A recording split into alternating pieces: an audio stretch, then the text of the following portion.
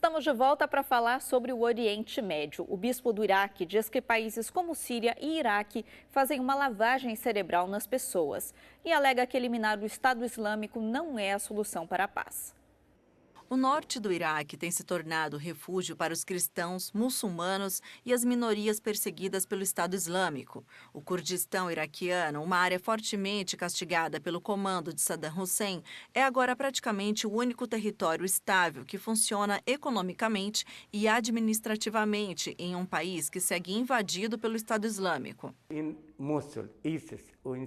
Mossul, Iraque e Síria têm se preparado para o futuro. Eles ensinam a ideologia para uma geração inteira, até para as crianças menores. Eles são educados em um novo fanatismo. Se o Estado Islâmico for eliminado hoje, outros virão depois. A Diocese de Raban recebeu cerca de 80 mil refugiados, quase o número de pessoas que viviam naquele território. A maioria vinda de lugares como Mossul, uma cidade de aproximadamente 3 milhões de pessoas, submetidas aos radicais. Quando essas pessoas chegaram, pensaram que poderiam retornar em 2 ou 3 meses, mas agora aceitam a situação com um pouco mais de esperança. Muitos querem ir para a Turquia, Líbano ou Jordânia e depois viajar para a América, Austrália e outros países onde eles têm família. Os cristãos estão indo embora porque eles perderam as igrejas, os lares e a história. Enquanto a Síria está gradualmente expulsando o Estado Islâmico em muitas regiões, no Iraque o avanço contra o califado parou. Uma possível solução para o Iraque seria a criação do Kurdistão como um Estado independente. Acima de tudo, o bispo do Iraque pede por um Estado secular que não discrimine os cristãos nem as minoridades.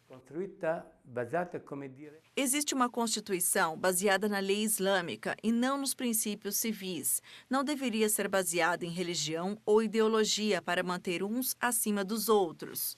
Nós não podemos viver com um governo que segue a lei islâmica, porque, de acordo com ela, os cristãos são pessoas de segunda classe.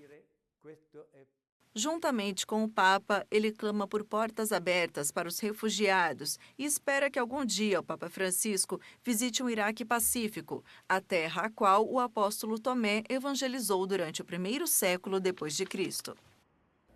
E os cristãos desses países vivem uma situação cada vez mais difícil por causa da guerra, causando uma fuga em massa, situação que os países ocidentais enfrentam com dificuldade.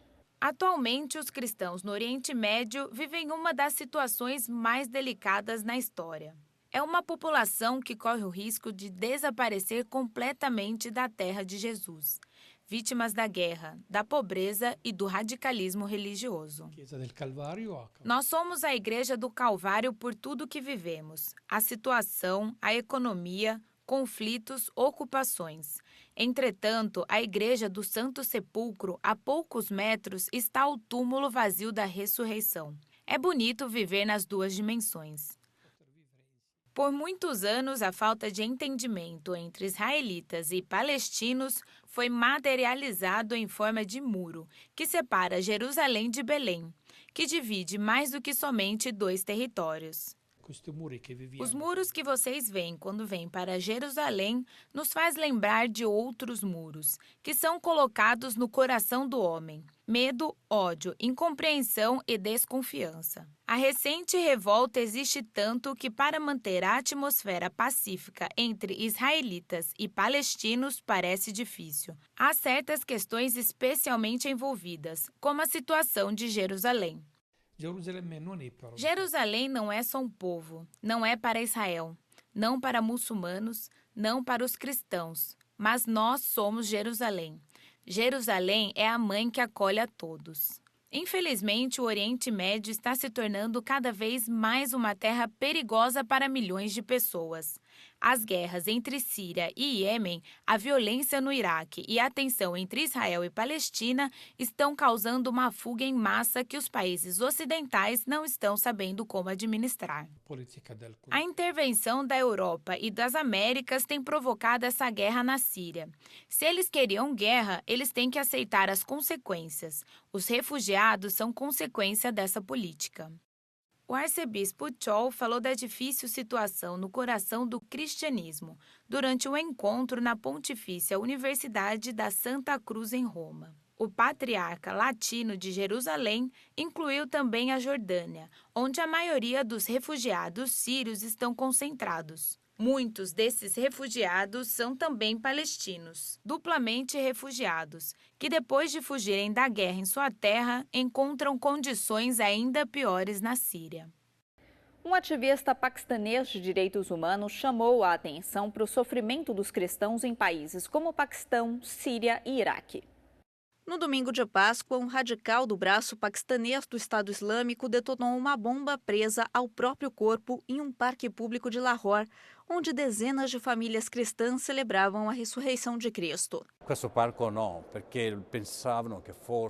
Esse parque não era protegido porque, para as autoridades, as igrejas eram os pontos sensíveis e, por isso, a polícia estava lá. Eles não pensavam que o parque seria atacado. Isso aconteceu porque havia mais cristãos do que o habitual.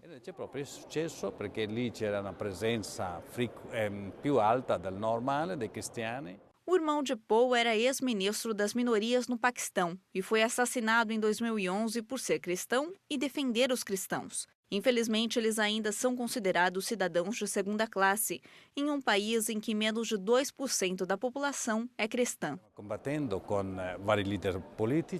É algo contra o qual nós estamos lutando com líderes políticos, muitos deles muçulmanos.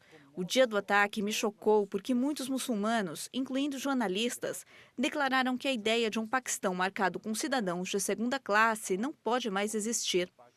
Não deve haver nenhuma sensação que é segundo cittadino. Isso solidifica que os ataques, como o que aconteceu em Lahore, são consequência do incipiente, mas efetivo caminho que o governo paquistanês está tomando com radicais extremistas. O ataque aconteceu porque o governo tomou medidas contra os radicais. Eles fecharam escolas religiosas, cortaram seu financiamento, destruíram fábricas onde eram produzidos explosivos e outras armas. O primeiro-ministro disse, e eu concordo, que o ataque foi um ato de desespero.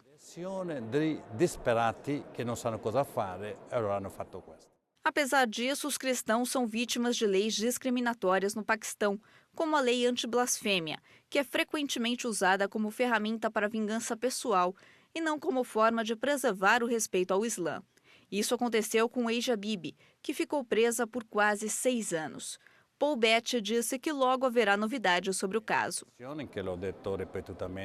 Meu sentimento, e eu sempre digo isso, é que ela seja libertada logo. Paul Betty participou na Pontifícia Universidade Gregoriana de Roma de uma série de palestras sobre perseguição aos cristãos.